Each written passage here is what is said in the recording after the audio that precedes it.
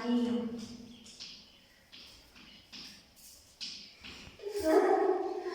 चींटी और टीडा।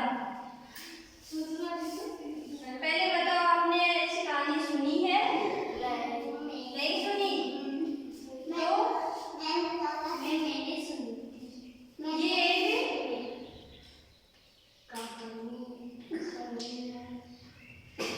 ये एक हमारा कठपुतली खेल है।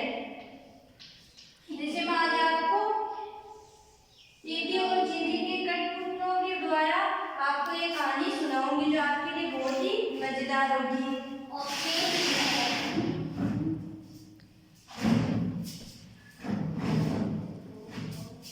ये देखो, अब आप सोच रही होगी कि इस बॉक्स के अंदर क्या है। ये हमारा एक बंद बॉक्स है। क्या कर रहे हो? तो अब इसको ओपन करें। यस मी।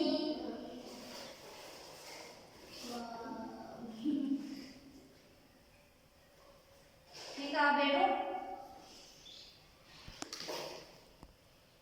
ये देखो, ये है टीडा, ये है चींटी। तो एक बार की बात है,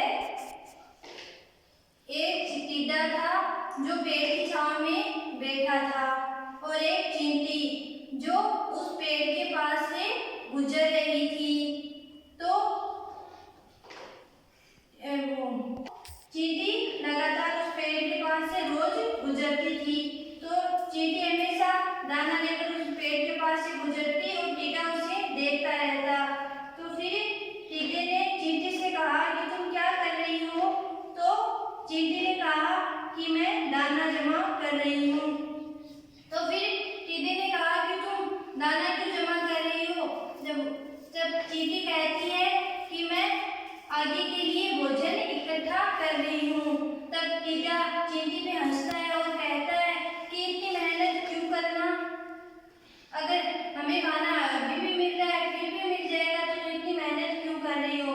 तो चींटी ने कहा कि मेहनत का फल हमेशा मीठा होता है। जब सर्दियाँ शुरू हो जाएंगी तब हम खाना हमारे लिए कहाँ से जमा करेंगे?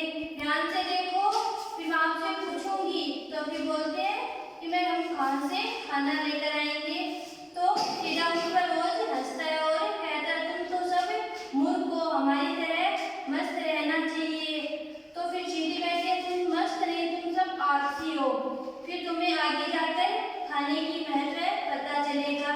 फिर जब सर्दियाँ आई तब चींटियाँ तो सभी अपने बिल में अंदर चली गई और जमा किए हुए खाने को रोज खाती थी और आराम से अपना गुजारा करती थी।